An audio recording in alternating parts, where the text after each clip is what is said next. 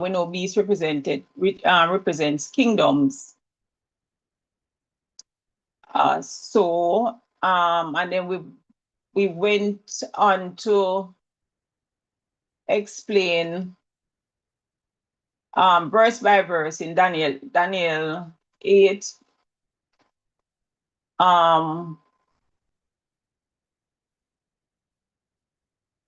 The vision of Daniel, where he was, what did he saw? We looked at the ram with the two horns, that was Medo-Persia. And we went on, I think we stopped in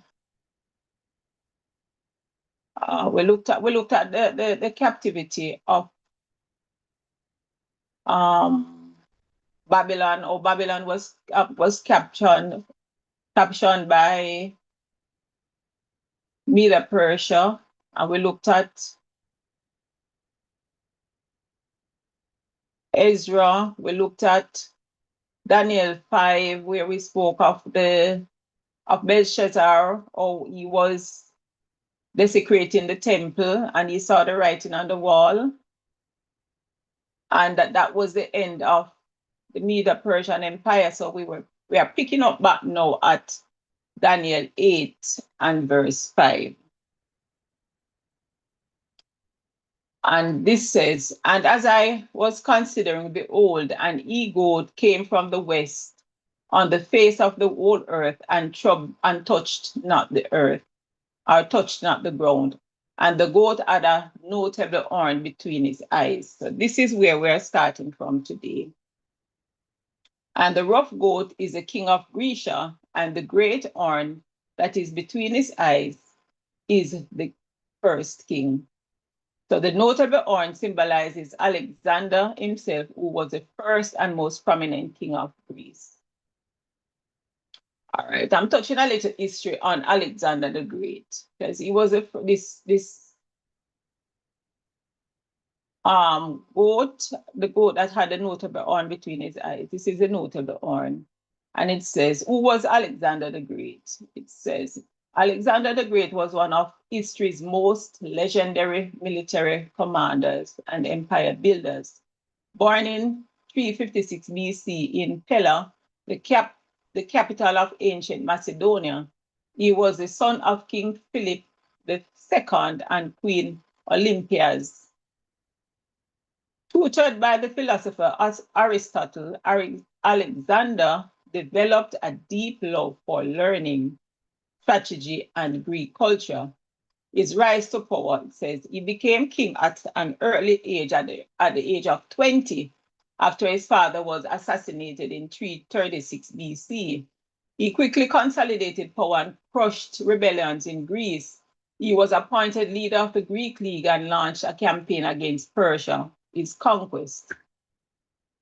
So we see how Alexander became great. He defeated the Persian Empire under King Darius III, starting with the Battle of Granicus in 334 BC and culminating in the decisive Battle of Gaugamela in 331 BC. He also conquered Egypt and founded Alexandria, one of over 20 cities he named after himself. And he pushed eastward into India, defeating King Porus at the Battle of Idapes in 326 BC. So this is just a little history on the notable horn that symbolizes Alexander the Great. Now we move on to verse 6. And he came to the ram that had two horns, which I had seen standing before the river, and ran into him in the fury of his power. This ram that had two horns represented Media and Persia. So the goat ran into the ram in the fury of his power, symbolizing Alexander's swift and aggressive nature of Greece's conquest against Medo-Persia. So here we have this little horn conquering Medo-Persia. And I saw him come close unto the ram, and he was moved with choler against him, and smote the ram, and brake his two horns, and there was no power in the ram to stand before him. But he cast him down to the ground, and stamped upon him, and there was none that could deliver the ram out of his hand. So it says the goat breaks the ram's two horns, symbolizing the fall of both Media and Persia. This is just a summary, and the ram is powerless, was trampled on, and no one can rescue it. So it was cast down to the ground, which gives a vivid image of the Persians' collapse and the rise of Greece dominance. Verse 8, therefore the goat waxed great, and when he was strong, the great horn was broken, and from it came up four notable ones towards the four winds of heaven. I'm just hoping that you're following. Beside you. Okay, so we have Alexander conquering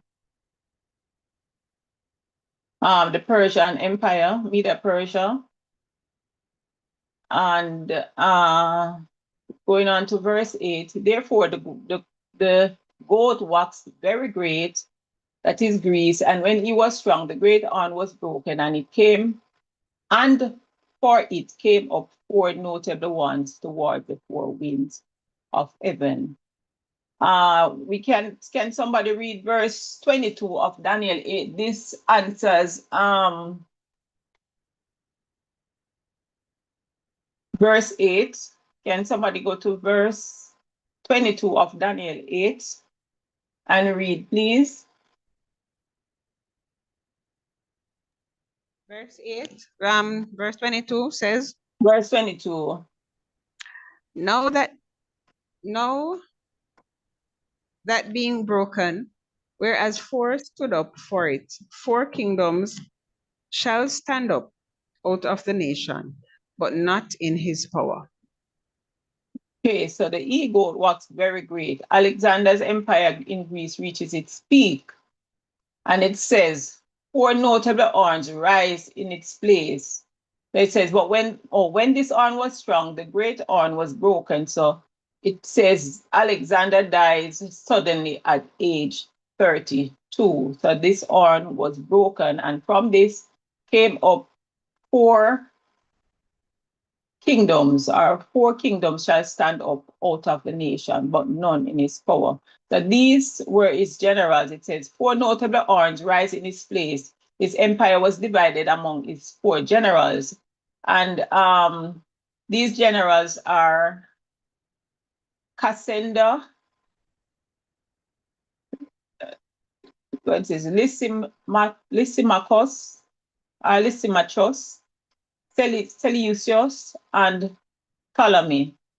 And this is Cassandra is more Macedonia and Greece.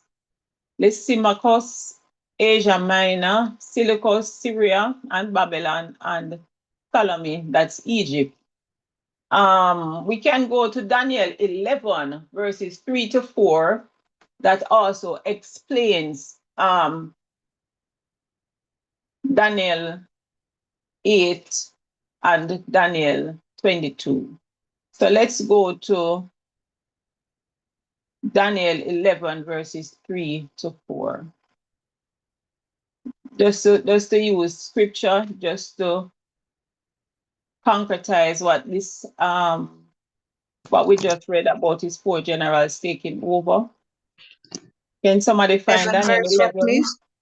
Daniel 11, 3 and 4. 3 and 4 says, Mm-hmm. And a mighty king shall stand up, that shall rule with great dominion, and do according to his will. And when he shall stand up, his kingdom shall be broken, and shall be divided toward the four winds of heaven, and not to his posterity, nor according to his dominion which he ruled, for his kingdom which he plucked up, even for others beside those. Okay, so this is saying that the when he shall stand up, his kingdom shall be broken. So Alexander died at an early age, and his kingdom was divided among his 4 generals. And we saw the names of these 4 generals. So we are picking up back at Daniel 8 and verse 9. Can somebody read Daniel 8 and verse 9 for me, please? Daniel 8 and verse 9. 8 verse 9 says, And out of one of them came forth a little horn, which waxed exceeding great toward the south, and toward the east, and toward the pleasant land. Okay. All right. So here we have it. Out of one of these little horn, out of one of these kingdoms came forth a little horn, which waxed exceedingly great. Verse 23 says, and in the latter time of their kingdom, verse 23, remember this is the vision, and the angel Gabriel came and was explaining the vision. So angel Gabriel, he explained to Daniel, verse 23, saying that in the latter time of their kingdom, when the transgressors are come to the full, a king of fierce countenance and understanding dark sentences shall stand up. So out of one of them refers to one of the 4 divisions of the Grecian Empire, that is in Daniel 8 verse 8 that we just read, came forth a little horn. We notice that this horn first conquers geographically. So it says this little horn waxed exceeding great. Though starting small, this horn grew powerful and expanded aggressively. So it says it expanded toward the south, which is it campaigned against and reached Egypt, campaigned against Egypt. Toward the east, he extended influence into Greece, which is Asia Minor and Syria, and towards the pleasant land refers to Judea, that is Israel, the land cherished by God and central to his covenant people. All right, let me see if I can bring up this thing here.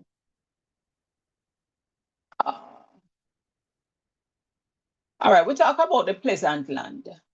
And this refers to Israel, God's chosen people.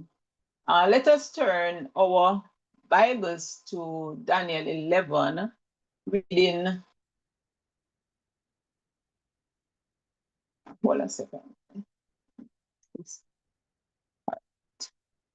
We notice this ram wax great.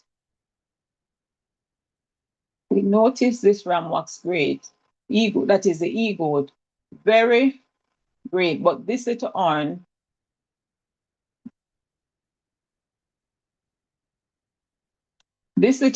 grew exceedingly great.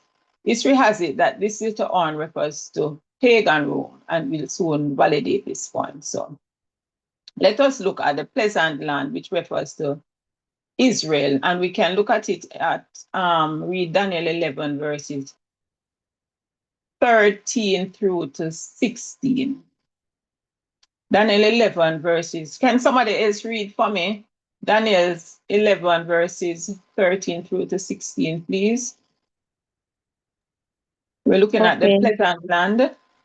Daniel 11, 13 to 16. For the king of the north shall return, and shall set forth a multitude greater than the former, and shall certainly come after certain days with a great army and with much riches. And in those times there shall many stand up against the king of the south. Also the robbers of thy people shall exalt themselves to establish the vision, but they shall fall. So the king of the north shall come and cast up a mount, and take the most fenced cities, and the arms of the south shall not withstand, neither his chosen people, neither shall there be any strength to withstand.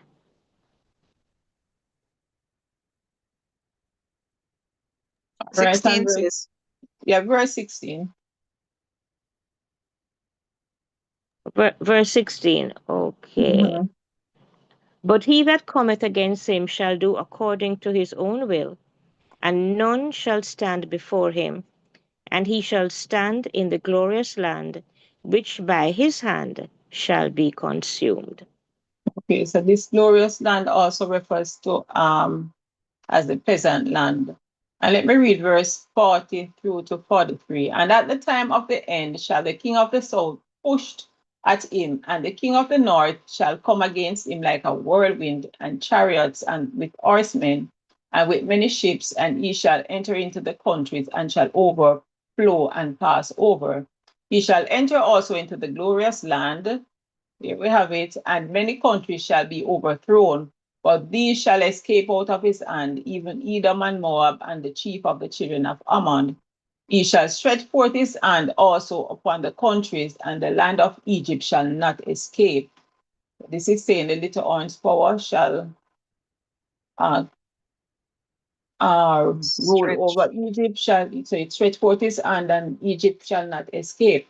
But he shall have power over the treasures of gold and silver, and over all the precious things of Egypt. And this is the king taking over Egypt, and the Libyans and the Ethiopians shall be at his steps. So all these nations were conquered by this little horn power. And Daniel 8 and verse 10 says, and it walks great even to the host of heaven, and it cast down some of the host and of the stars to the ground and stamped upon them. What does this mean? Just We a go little, back. 1 minute, dear sister. Just a little way of information that you can in Daniel in verse 16 of chapter 8, right? Is indeed correct with when it says that the pleasant land would be Israel of old, Jerusalem. But in 11, in Daniel 11, verse, let me just go back here. 13 to 16 or No, 40 to 45. 40 to 45 is yet future and is more so in the time in which we are living in right now. So this is actually the reclaiming or the papacy ascending back to power after it receives a deadly wound in Daniel 11, 40 to 45. Okay. And, All right. in this case, the glorious land here, or the pleasant land, whichever term you choose to use in Daniel 11, 40 to 45, in this case would mean America. Would mean? America. Okay. All right, let's continue. Verse 10, and it walks great even to the host of heaven, and it cast down some of the hosts and of the stars to the ground and stamped upon them. And can somebody find Daniel 8 and verse 24? Okay, this is where the angel Gabriel explained to Daniel what does this verse meant. Daniel 8 and verse 24.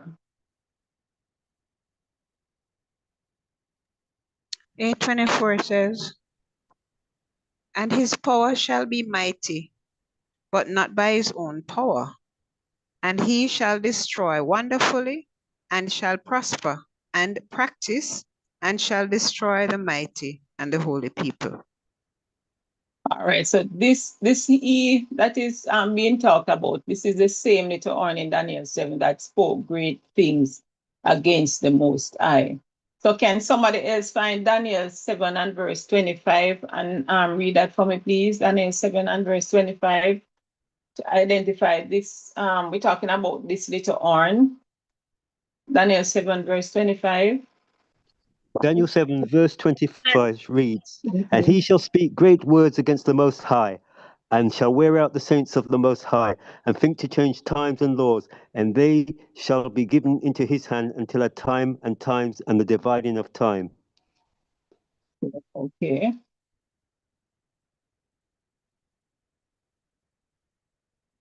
All right, let us move on to verse, and we have established Daniel 8 and verse 10.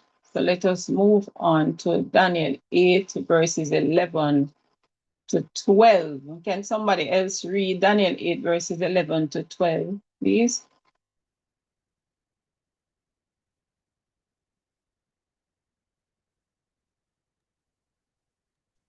Yea, he magnified himself even to the prince of the host, and by him the daily sacrifice was taken away, and the place of his sanctuary was cast down. And an oath was given him against the daily by reason of transgression, and it cast down the truth to the ground, and it practiced and prospered. Okay, so before I move on to I must say that the angel explained this in about this little horn power casting down God's armies to the ground that we read in verse 10. It says, Daniel 4, 24 and 25 says, And in the latter time of their kingdom, when the transgressors are come to the full, a king of fierce countenance and understanding dark sentences shall stand up, and his power shall be mighty, but not by his own power, and he shall destroy wonderfully, and shall prosper and practice, and shall destroy the mighty and the holy people. So thanks, Sister Sasha. You read that this little horn power magnified himself even to the Prince of Hosts, and by him the daily sacrifice was taken away, and the place of his sanctuary was cast down. And an oath was given him against the daily sacrifice by reason of transgression, and it cast the truth to the ground, and it practiced and prospered. Let us go to verse 25. So verse 25 explains this to a certain extent. Verse 25. Can somebody else read verse 25 for me, please?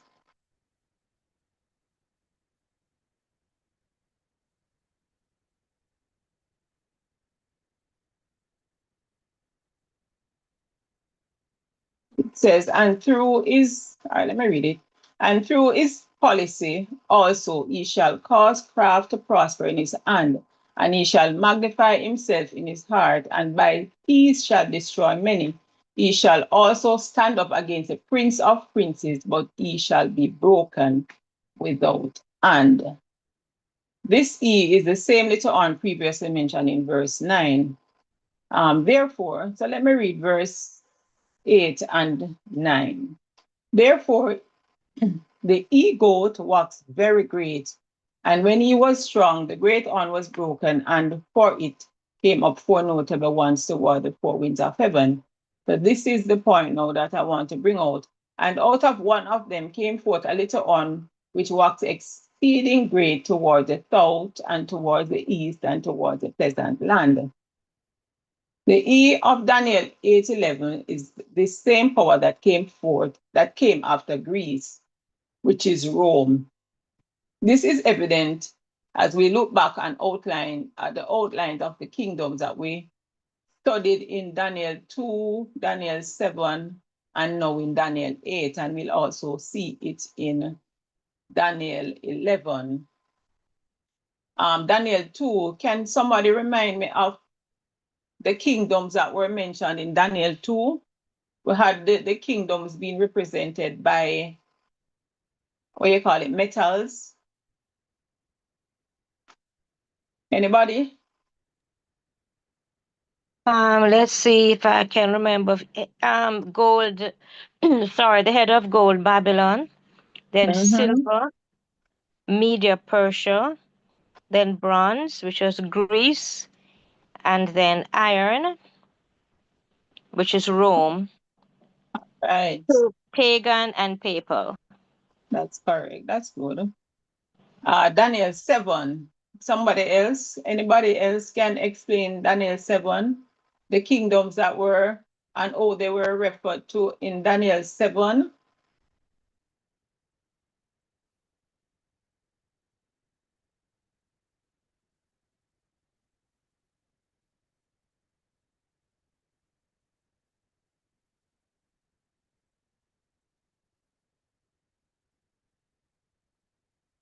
Anybody else? Let me Well, try and see if I can share my screen. Daniel 7, the four great beasts. The first one was like a lion, it had eagle's wings, that you're talking about? Yes, Right. this. Mm-hmm. The first was a lion, so Babylon was referred to as that. And Yeah. it had eagle's wings and it was plucked up. And then the other beast was like a bear, and it raised itself up on one side, and it had 3 ribs in the mouth. And then the leopard, but that second one would have been Media Persia. The third one is the leopard, which would have been Greece. Can And you see it somebody mentioned. Mm-hmm. go ahead, sister? Go ahead, continue. I just need to just share my screen. I'm trying to Yes, and in to verse share my 6, screen. the leopard, and see it mentions the 4 wings, talking about the 4 kingdoms that it would have been, that would have come up for it after the death of the general. And then the dreadful and terrible beast, which is the beast of iron. Okay, can somebody allow me to share my screen? I'm trying to share, but it's not. Can the host allow me to share screen, please?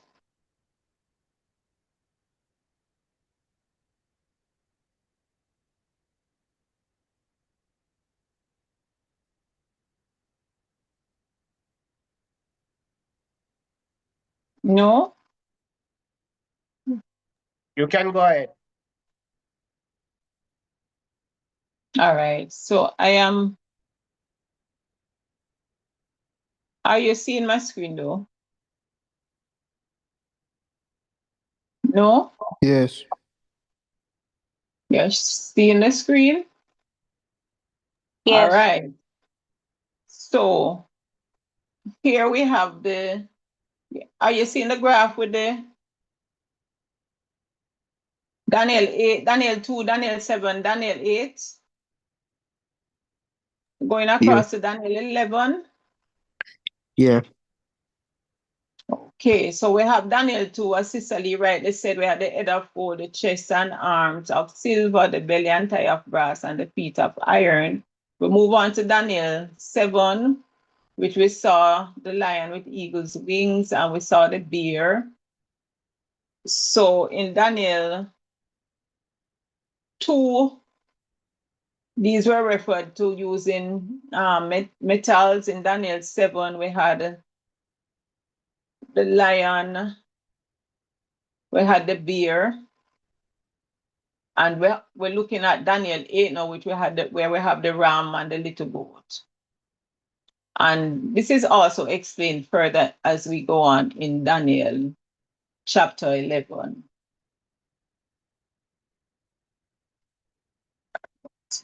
Let me stop sharing. All right, so it says, let us now look at the second part of the verse. So we looked at Daniel 8 that says, yea, he magnified himself even to the Prince of Hosts. So we'll now look at, by him the daily sacrifice was taken away and the place of his sanctuary was cast down. And as soon as I'm through with this this verse here, we'll move on to explaining the sanctuary. It says, by him the daily sacrifice was taken away and the place of his sanctuary was cast down. And as we come to the word daily, we realize that this is a sanctuary word. So once we're talking about daily, we're talking about the sanctuary. And it says, I look at the daily in risk as the pioneer looked at it. So I looked at it using Miller's views. And this reads, then I saw in relation to the daily that the word sacrifice was supplied by man's wisdom and does not belong to the text, and that the Lord gave the correct view of it to those who gave the judgment our cry. When union existed before 1844, nearly all were united on the correct view of the daily. But since 1844, in the confusion, other views had been embraced, and darkness and confusion has followed. And this is from Review and Herald, November 1, 1850. So if we should read Daniel 8 and verses 11, it says, yea, he magnified himself even to the prince of the host, and by him the daily was taken away, and the place of his sanctuary was cast down. Because they are saying this word sacrifice was not there originally. This was a supplied word. So Miller's view on the daily. Let me share a screen so somebody can help me to read. Miller's views on the daily.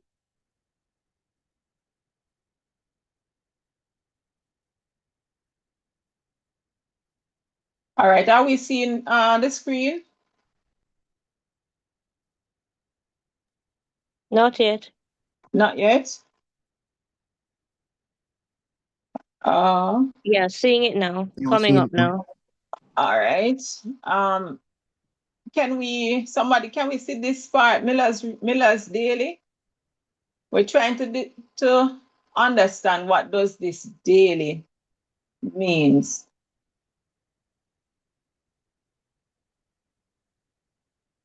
Are we seeing it big enough, bold enough to read? Somebody read. I need somebody to read Miller's daily. Right here.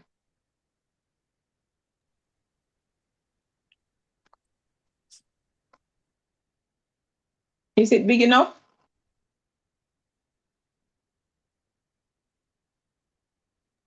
No, yes? Yes, it is big Yeah. enough. Let me try to read it. Okay, Miller's Daily. I read on and could find no other case in which it, the daily, was found but in Daniel. I then, by the aid of our concordance, took those words which stood in connection with it. Take away, he shall take away the daily, from the time that the daily should be taken away. I read on and thought I would find no light on the text. Finally, I came to 2 Thessalonians 2, 7-8. For the mystery of iniquity does already work. Only he who now letteth will let, until he be taken out of the way, and then shall that wicked be revealed. And when I had come to that text, oh, how clear and glorious the truth appeared. There it is. That is the daily. Well, now, what does Paul mean by he who now letteth or hindereth by the man of sin and the wicked? Popery is meant. Well, what is it that hinders popery from being revealed? Why, it's paganism.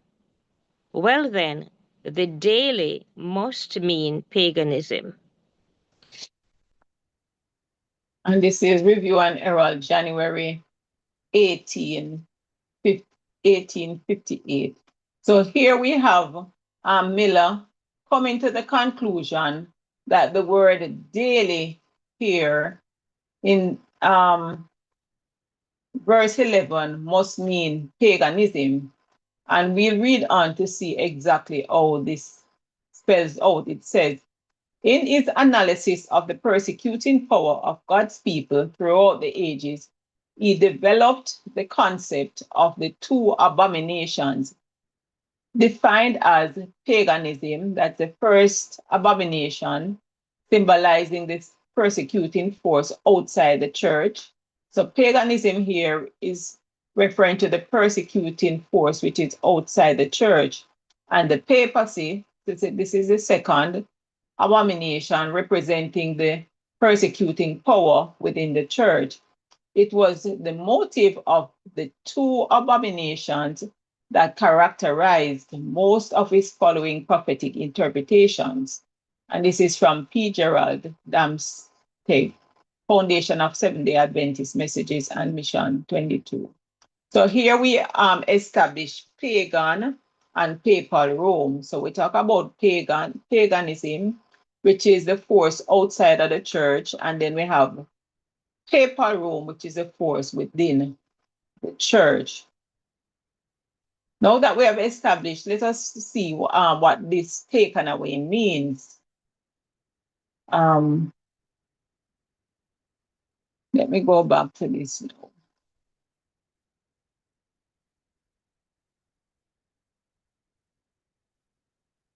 There are two Hebrew words. We have sir and we have ron. So we understand how this paganism, that is a daily, was taken away. So the first word that which means to take away or taken away, it says the daily was taken away. And it means sir, which means to turn aside or removed. And it is used to describe when the ashes were removed from outside the altar and taken outside the camp, which we shall understand shortly. I should have maybe done the sanctuary service before doing this verse, but anyways, let me continue. And we have the word run. So we have two words, S-U-R, to turn aside. So we're trying to establish what does this taken away means. And we have run, R-U-W-M, which means to lift or to exalt, to lift up or to exalt. And this is used to describe when the priest would lift up and exalt a wave offering before the Lord. So going back to Daniel 8 and verse 12, it says, the word sacrifice, then I saw in relation to the daily that the word sacrifice was supplied by man's wisdom and does not belong to the text, and that the Lord gave the correct view of it to those who gave the judgment our cry. And this note here is coming from Early Writings, page 74. It says, the daily was lifted up and exalted. Yea, he magnified himself even to the host of heaven, and by him the daily was lifted up and exalted, and the place of his sanctuary was cast down. So I'm trying to explain using the pioneer's view, Daniel 8 and verse 11, which is using paganism. So I'm supposing putting paganism in the text. So it reads, yea, he magnified himself even to the host of heaven. And we know these were referring to God's people. And by him, paganism was lifted up and exalted, and the place of his sanctuary was cast down. What does it mean that the place of his sanctuary was cast down? Yea, he magnified himself even to the host of heaven, and from pagan Rome, which is paganism, was lifted up and exalted, and the place of his sanctuary was cast down. We have two words for sanctuary. So we have, in Greek, we have Qadesh and we have Migdash. So we need to find out which sanctuary was cast down. Am I being understood so far? So we're tearing apart this Daniel 8 verse 11. So we find out that the daily was paganism, and we knew the oaths of heaven were God's chosen people. So paganism magnified itself against God's chosen people, and by him that paganism was lifted up and exalted, and the place of his sanctuary was cast down. So we're looking at the phrase, the place of his sanctuary was cast down. Which sanctuary are we talking about? So I move on again to say that we have two words that mean sanctuary. We have the word Kodesh, that is Qodesh. We have the word Migdash. So we need to find out which sanctuary was cast down. So let us go. It says Kodesh is only used in the Bible to identify God's sanctuary, whether earthly or heavenly. So we're looking at the word Kodesh, which is referred to the sanctuary of God only. God's sanctuary, whether we're talking about God's earthly sanctuary or God's heavenly sanctuary. And we have Migdash, which is another word, which is used to identify either God's or a pagan sanctuary. So it can be used to refer to God's sanctuary or a pagan sanctuary.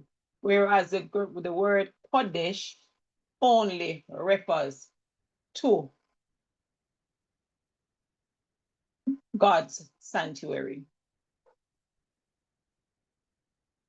So we are going to look at a few instances where the words were used to be able to more vividly identify these, which sanctuary it is referring to that was cast down.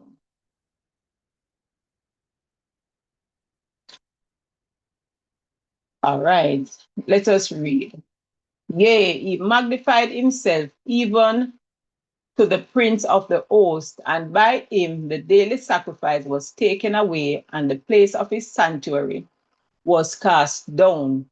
So this sanctuary here is Migdash. And we realize that Migdash could be either God's sanctuary or pagan sanctuary. And this is, of course, Daniel 8:11.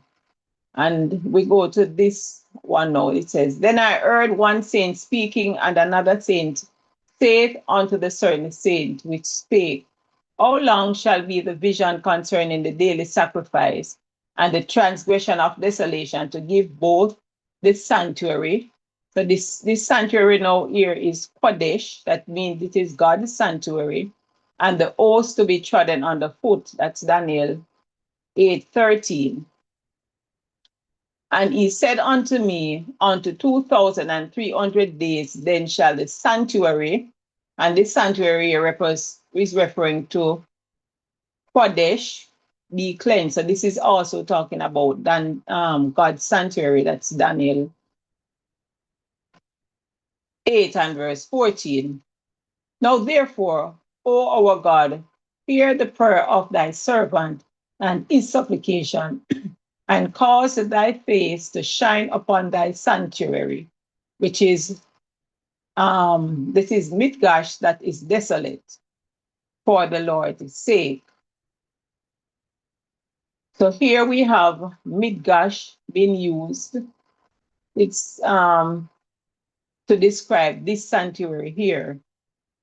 And after 62 weeks shall Messiah be cut off, but not for himself, and the people of the prince that shall come shall destroy the city and the sanctuary. So which sanctuary here is this referring to? So this one is referring to the Kodesh. That means this is God's sanctuary. So it says, And the people of the prince shall come and destroy the city and the sanctuary of God.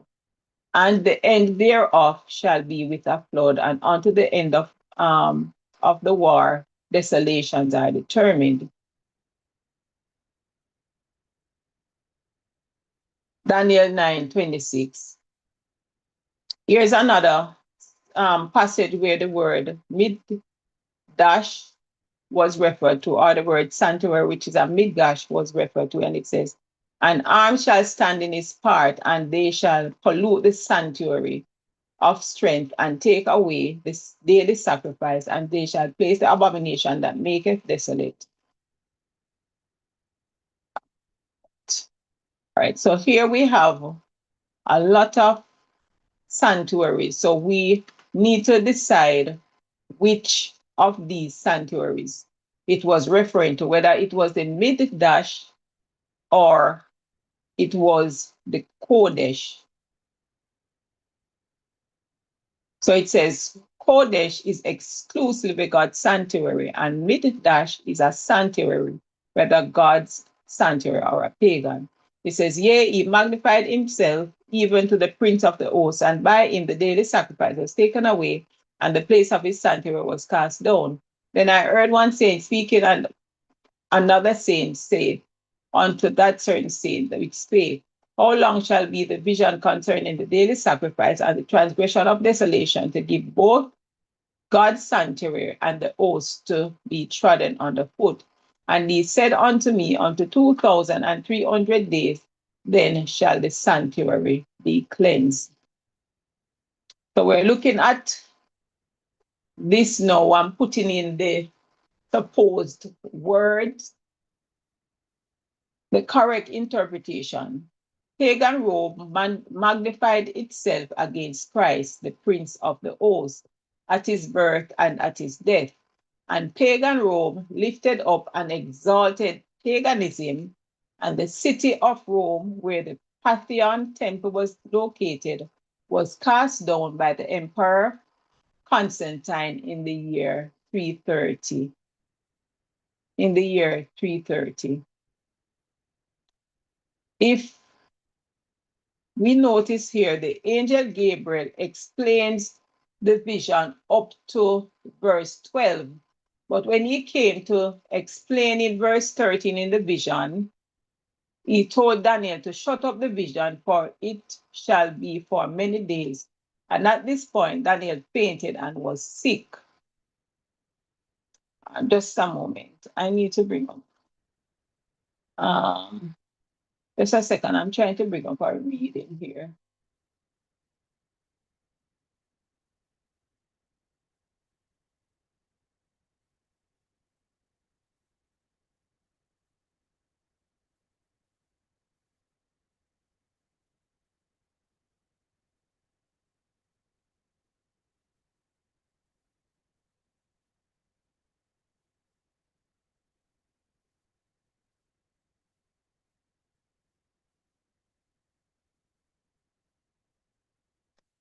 All right.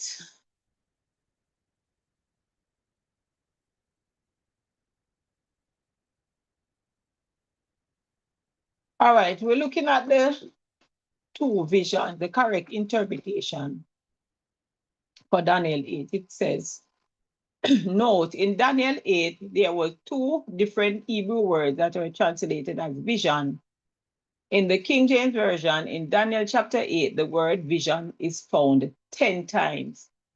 The word vision occurs once, each in verse 1, verse 13, 15, 16, 17, and 27, and twice in verses 2 and 26.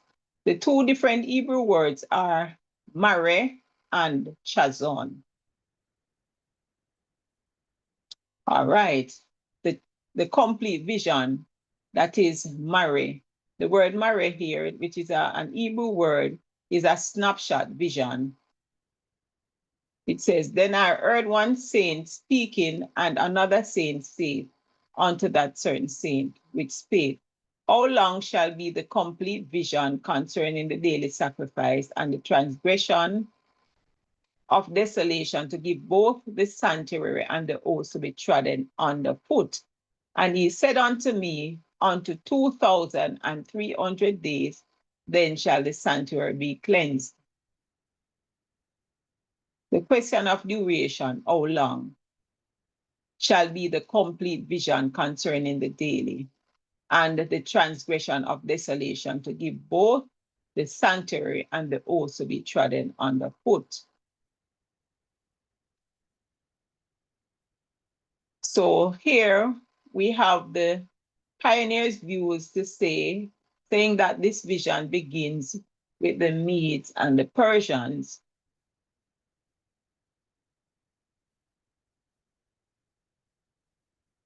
Just a second.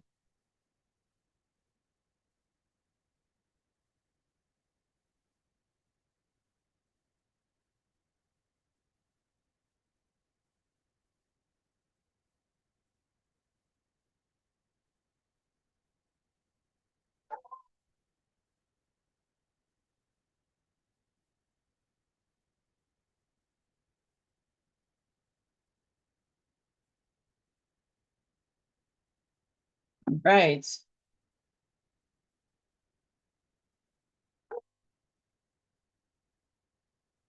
Before I mention, let me mention that the pioneers view is that the Pantheon temple is in the city of Rome.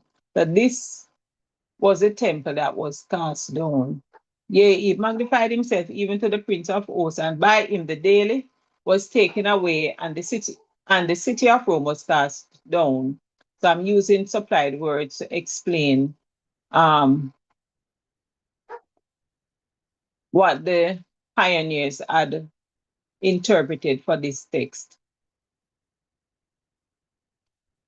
And I'm looking at the pioneers' view of pagan Rome. It says, pagan Rome magnified himself even to the Prince of Hosts. And from pagan Rome, paganism was lifted up and exalted, and the city of Rome was cast down.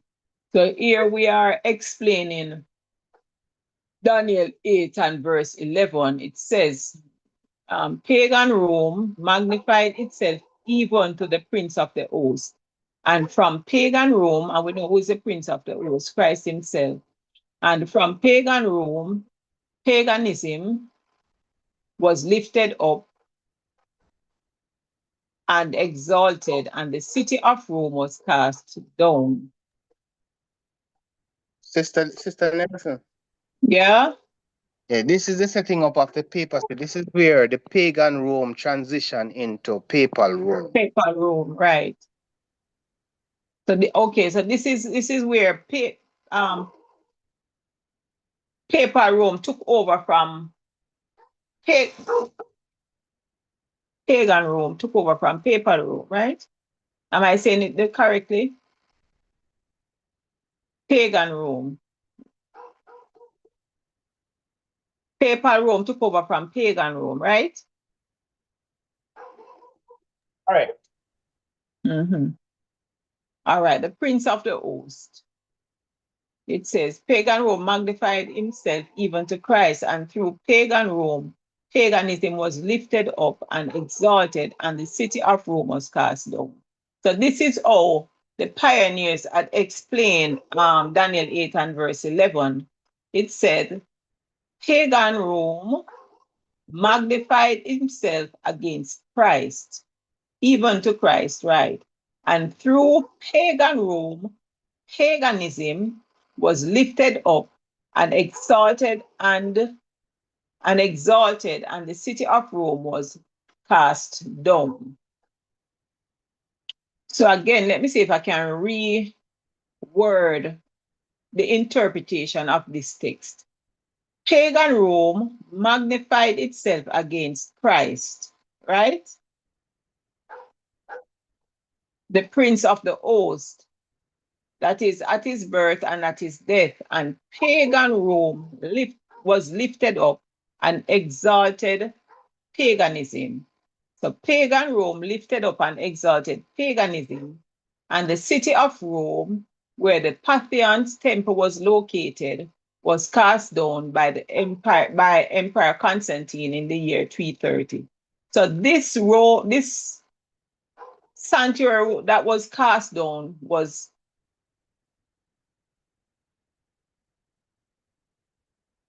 pagan, was cast on, was an earthly sanctuary that was cast on by Emperor Constantine in the year 330. So which bright student now can explain to me which of the sanctuary we are referring to, whether is it the Kodesh or the Migdash? Which temple is being referred to in this verse in Daniel 8 and verse 11? Remember, we're saying we have two temples. We have Midash, which is, it can be referred to as God's temple as well as an earthly or a Babylonian temple. And we have Kodesh, which is exclusively God's sanctuary. So, which bright student listening can tell me which of this temple was cast down by paganism or by pagan Rome?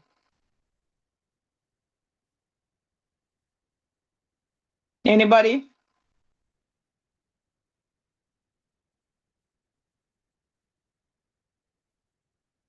Anybody? I'm sure we have done this study before now. I am not the first to be doing this study. And I'm trying to go through it to understand it. So this is why I'm carrying us all through the views that the pioneers have, because this is the only way we can understand this text, by substituting the words so we can understand exactly what this text means. Can somebody read Daniel? Read again Daniel 8 verse 11, please.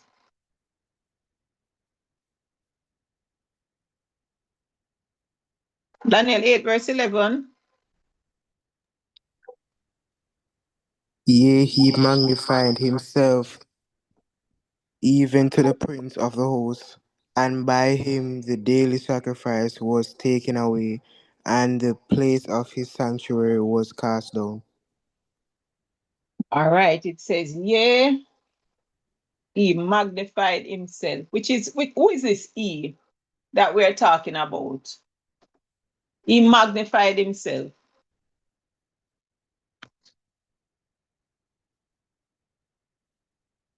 Anybody? Somebody? Well, isn't it talking about the Roman power, Okay, this little orange power, the right? little orange power, right?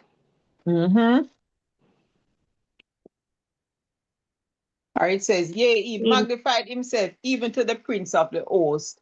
So this little orange power, we're understanding Daniel 8 verse 11. We're tearing the verse apart so we can understand exactly what is meant. It says he magnified himself Even to the prince of the host. So this and little the orange prince of power, the host is Christ.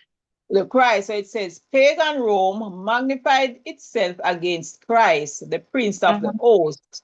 And how did he do that? He did that at his birth when he was born, and we know the story well of how the decree was given for all babies at birth. Oh no, sorry.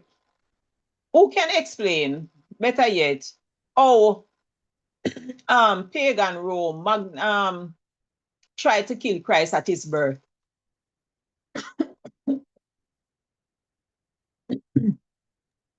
I believe that is what you started to explain. Yeah, man, I know. So continue. So that is why I'm saying better yet, somebody explain it. We're talking about at his birth. I'll leave someone else to do it. He sent out a decree to kill all male babies.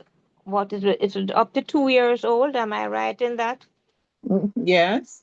He kind of worked out the time from when the wise men came and presented themselves to him to that time. So he worked out, so that he would capture in that space all male children that were born and had them killed.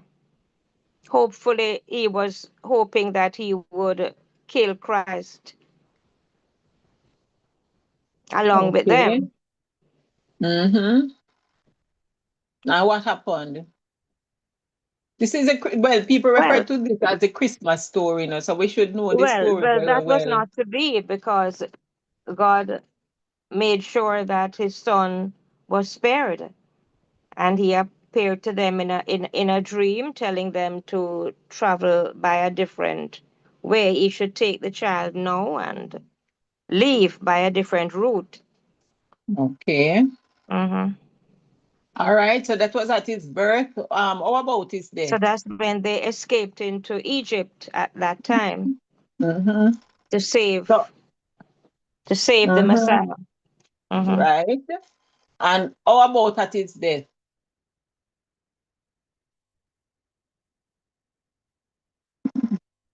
Well, he rose again. They thought they would kill him. But on the third day, he rose again. So it's saying pagan Rome magnified itself against Christ, the Prince of the Hosts, at his birth and at his death. And pagan Rome lifted up and exalted paganism. So paganism is this. And by him, the daily was taken away. So this daily we are referring to here is paganism, right? So by him, the daily paganism was taken away by reason of transgression, and it cast down the truth to the ground, and it practiced and prospered. So here we have paganism being exalted and come into the church. So we have papal Rome first, and now we have paganism, that is papal Rome, being taken over in the city of Rome, where the Pantheon Temple was located. So this temple now was cast down. It says, and it cast down the truth to the ground, and it practiced and prospered. Okay, so we're supplying words here, so let me read it again. Pagan Rome magnified itself against Christ, the Prince of the Host, at his birth and in his death. And pagan Rome lifted up and exalted paganism, and the city of Rome, where the Pantheon Temple was located, was cast down by the Emperor Constantine in the year 330. So I'm using word supply to explain Daniel 8 and verse 11. And it says, let me move on now. In Daniel 8, there are two different Hebrew words that were translated as vision. In the King James Version, in Daniel chapter 8, the word vision is found 10 times.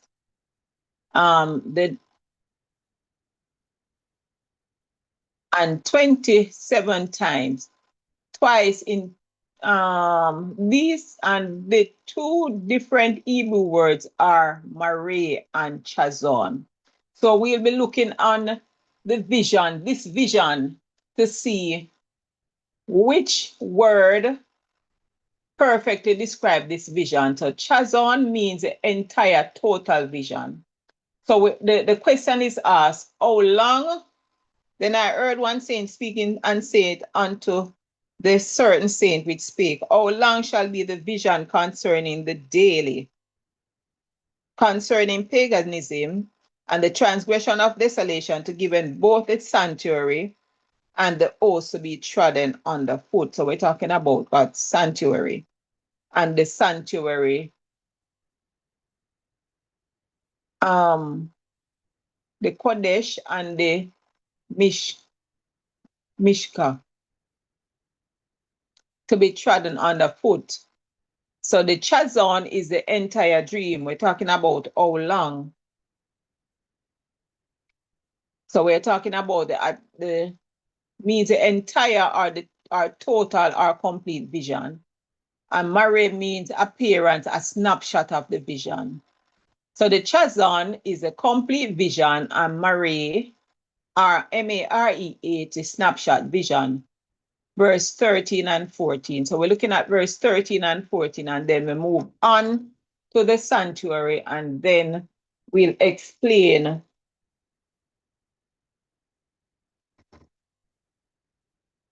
the 2,300 days or years. It said verse 13 and 14. Verse 13, then I heard one saint speaking and said unto the another, and another saint said unto that certain saint which spake, how long shall be the vision concerning the daily sacrifice and the transgression of desolation to be given both to the sanctuary and to the host, and the host to be trodden under foot? And he said unto me, unto 2,300 days, then shall the sanctuary be cleansed.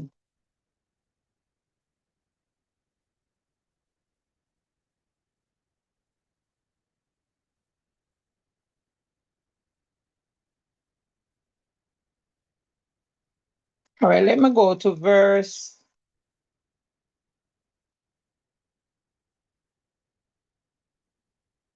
26.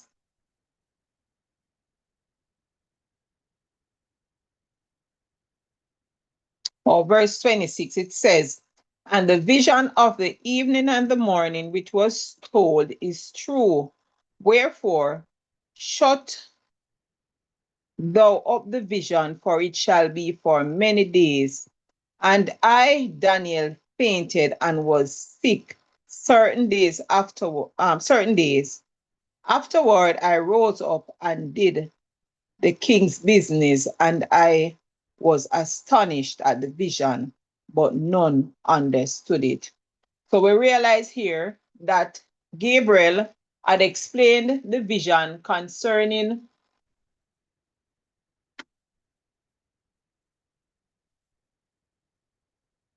the ram, the eagle.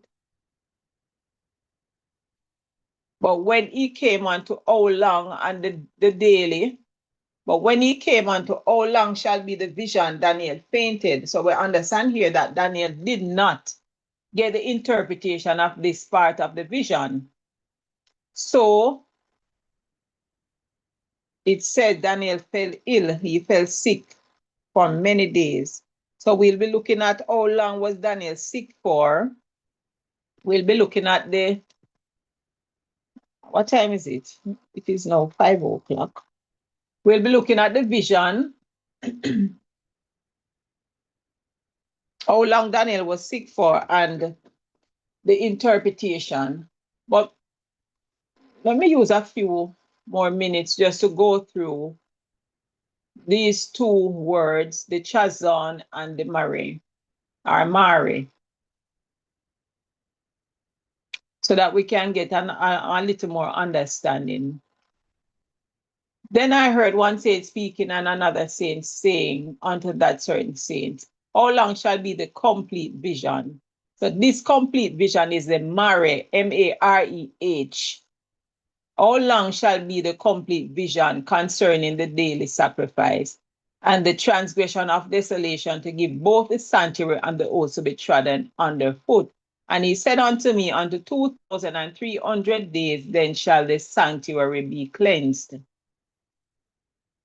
How long shall be the complete vision concerning the daily sacrifice and the transgression of desolation to give both the sanctuary and the host to be trodden underfoot? So here, the pioneer's view is that this vision begins with the Medes and the Persians. And as we study out the sanctuary, we'll explain exactly how as we study the 2,300 days prophecy. And it says, how long shall be the complete vision that begins with the Medes and the Persians, and identifies that the sanctuary and the host are to be trodden underfoot by the two powers symbolized as the daily, which is paganism, and the transgression, which is papal or desolation. How long, this is a question, I'm hoping that you're following me. I'm trying to explain. How long shall be using words? I'm using words to help us understand.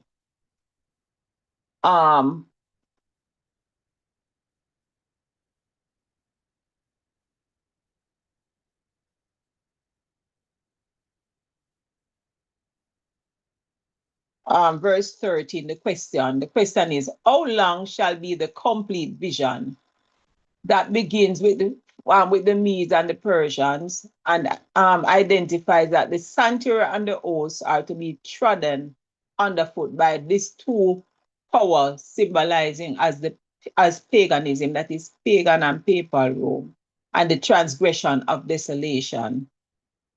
And he said unto me, unto 2,300 days, then shall the sanctuary be cleansed.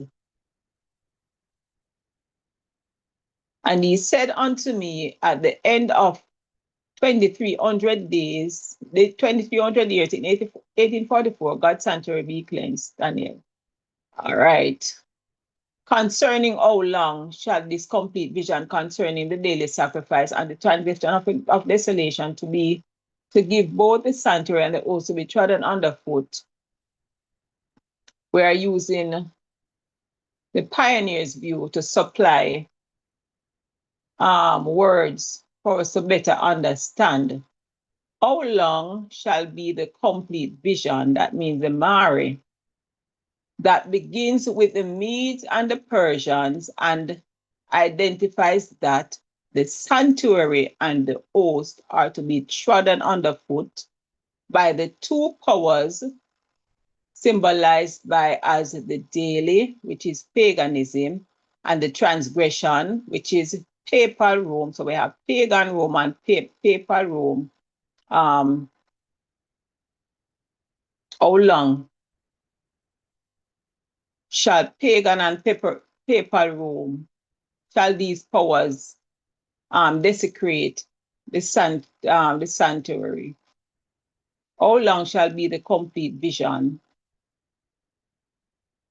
With the Medes and the Persians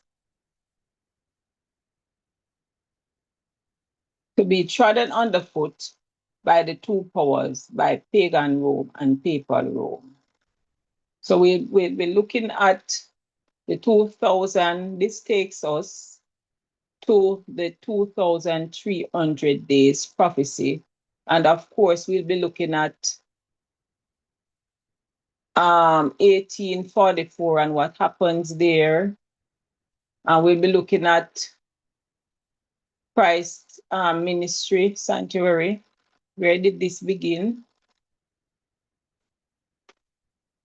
So I think I'll stop here. If not, I don't want to start another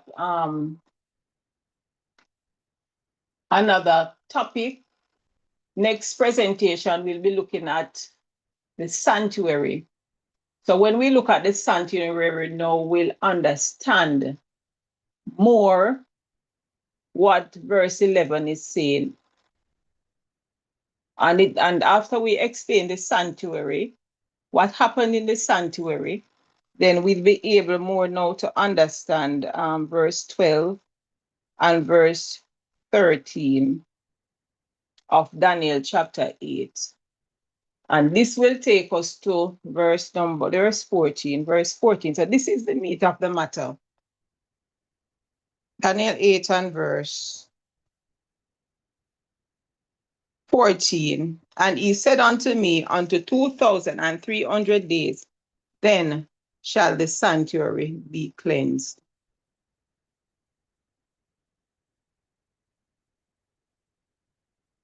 So I'll stop here for this evening. And the next presentation, I'll be looking at the sanctuary and its role, what happens in the sanctuary.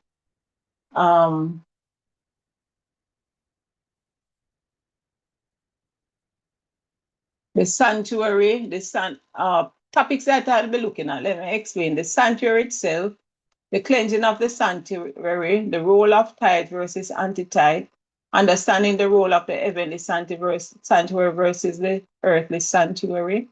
When does the cleansing of the sanctuary takes place? Understanding the daily versus the yearly sanctuary service, the role of the lamb, the blood, and the high priest, the role of the courtyard, the holy place, and the most holy place. We'll be looking at each apartment, its furniture, and what does these mean. We'll be looking at the Day of Atonement and Judgment, what day of the year was the cleansing, what period of the day was the cleansing, who were involved in the cleansing process, when this begins antitypically, and when will the cleansing of the sanctuary ended antitypically. Jesus' role as high priest in the earthly and the heavenly sanctuary. So the next presentation, we'll be looking at the sanctuary. And then we'll move on to explaining, to break down the 2,300 days. And this will be borne in mind of this vision extending all the way into Daniel chapter 9. So this is where I'll end for this evening. So I'm turning back over to the host. Could you check the chat real quick, cause somebody's typing in the chat? Let me see if I can see what is happening on the chat.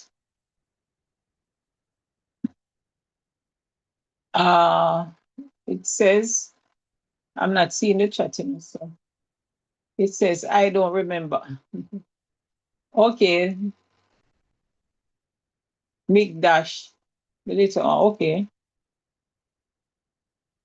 Okay. This was in relation to the question, how did the little horn try to kill Christ at his birth? It says that is in Matthew 2 verses 1 to 4. Now when Jesus was born in Bethlehem of Judah in the days of Herod the king, behold, there came wise men from the east to Jesus, saying, Where is he that is born King of the Jews? For we have seen a star in the east and are come to worship him. When Herod the king had heard these things, he was troubled, and all Jerusalem with him. And when he had gathered all the chief priests and the scribes of the people together, he demanded of them where Christ should be born. Matthew 2 verses 5 to 7. And they said unto him, In Bethlehem of Judah, for thus it is written by the prophet, And thou, Bethlehem, in the land of Judah, art not the least among the prince of Judah, for out of thee shall come a governor that shall rule my people Israel. This is prophecy. Then Herod, when he had privily called the wise men, inquired of them diligently what time the star appeared. All right, so Herod was asking of the wise men, where and when did they see this star? Then Herod, when he saw that he was mocked of the wise men, was exceedingly wroth, and sent forth and slew all the children that were in Bethlehem and in all the coast thereof, from 2 years old and under, according to the time which he had diligently inquired of the wise men. And Marvin, if you can remember, we normally hear Elder Cunningham, when you try to explain that, what normally said to us when Herod asked the wise men, when and where was this child born? The wise men sent and told Herod that when they were passing, he was planting corn, and now they are reaping. So you can just imagine how long ago that had happened. It says, decline of paganism and rise of Christianity. Constantine's conversion, that is 312 AD, after the Battle of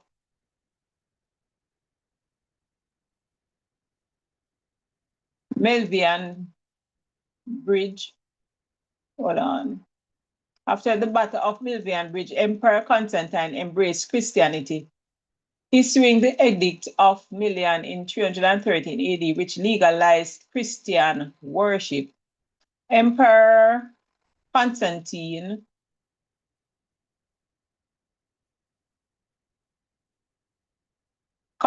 and later emperors founded church construction and gave bishops political influence, gradually sidelining pagan institutions. So this is how paganism was taken into the church.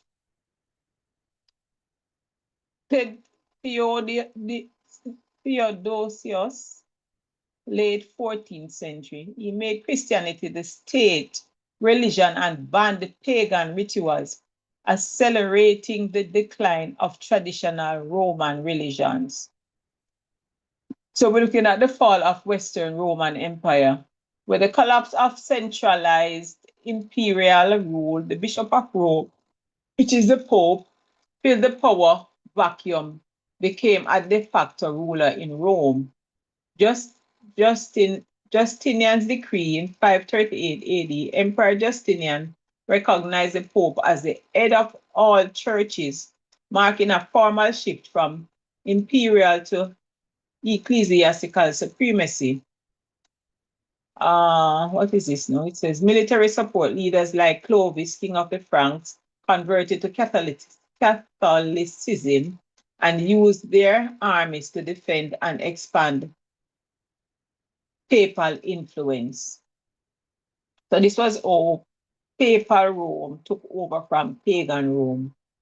Transformation of Rome, pagan temples were repurposed into churches and Christian symbols replaced Roman deities in public spaces.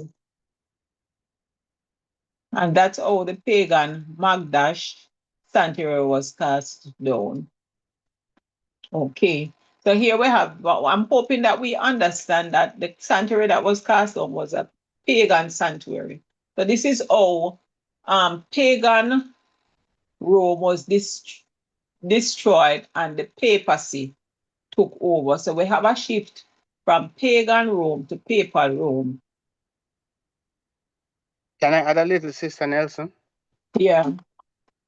That is why when you go into a Catholic church, you normally see a lot of imagery and so forth, because most of them at some point in the past, and they do maintain those imagery in terms of their new structures, the pagan deities in these temples or sanctuaries slash churches. Same thing still remains even today, especially when you go into like those far Western countries and so forth, you will see them. And even in Jamaica too, when you visit a Roman Catholic church, you will see symbols of paganism right throughout in the buildings. Okay.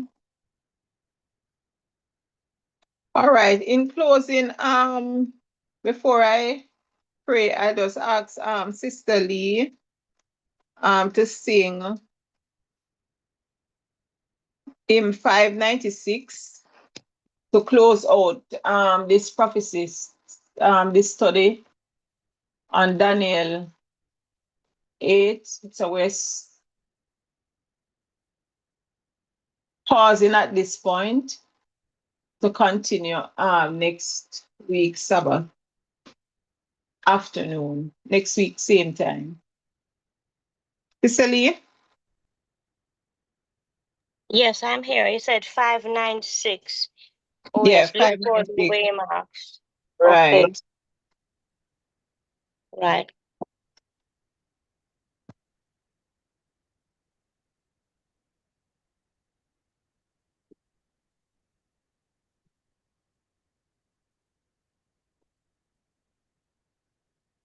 Look for the waymarks as you journey on. Look for the waymarks passing one by one. Down through the ages, past the kingdoms four. Where are we standing? Look the waymarks o'er.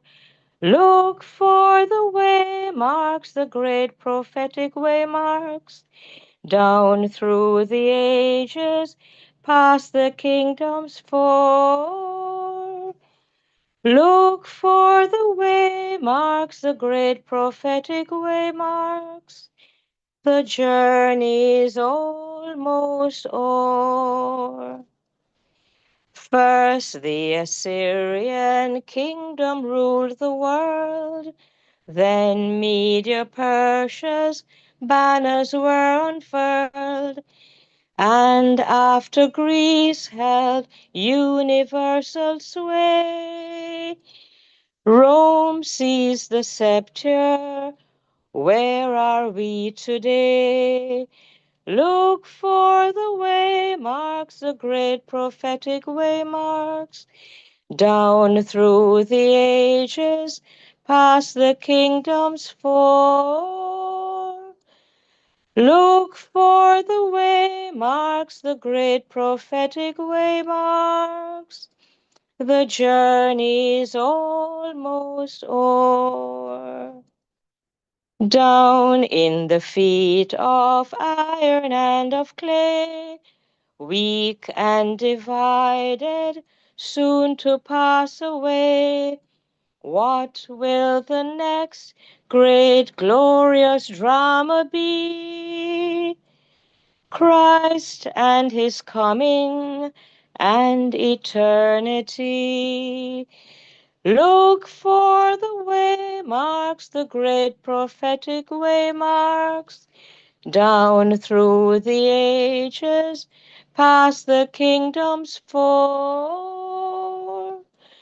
Look for the waymarks, the great prophetic waymarks. The journey is almost o'er.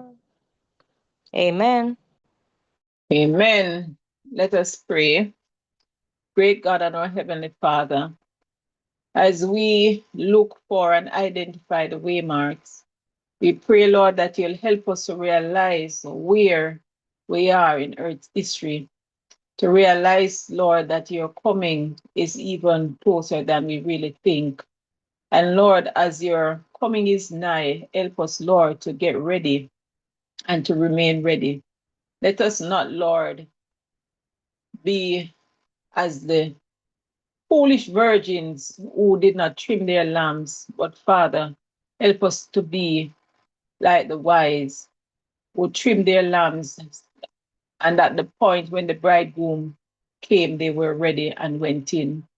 So, Father, as we close out this evening's presentation, we pray, Lord, that you'll help us by the grace of God to realize, to understand the signs of the time, to look for the waymarks, knowing, Lord, your kingdom is at hand and your coming is even closer than we think.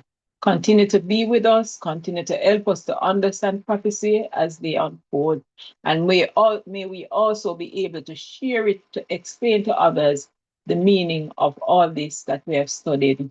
Grant us all your peace, we pray, as we tell you thanks in your precious name. Amen. Amen. So I'm not over and out, so back over to the host.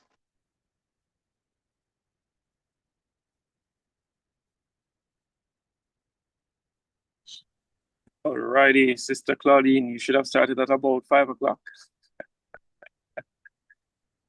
You're right about that. Why? It's now 5:30. Yes, we have a lot of time left before the Sabbath is through. Alrighty, so what we're going to do, huh? No, I could have started the sanctuary, but I didn't want to segue into a new topic. You could have Okay. started, man. They leave us with a lot of time. We can have a discussion, because the sanctuary. No.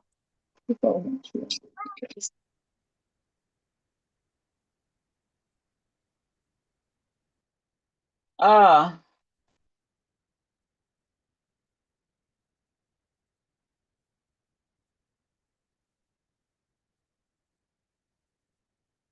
We can have a discussion on what we have studied so far. I know that the sanctuary is a segue into a different topic. I can either continue the 2,300, which I don't want. I have to do the sanctuary so we can more understand the 2,300 days, years. But we can finish early for today, but it's very hot where I'm at. So, and as I explained, the sanctuary is a lot to cover. So for the sanctuary, we begin at why the sanctuary was given and how it was constructed. All right, so what we can do in the meantime, we're going to close early, but we can do a little bit of child guidance up to about 6 o'clock, Yeah. 6:15 thereabout. And then we can close it down. So let's just take a quick, I would say a 7-minute break, and we resume at 5:40 with a little bit of child guidance. Okay.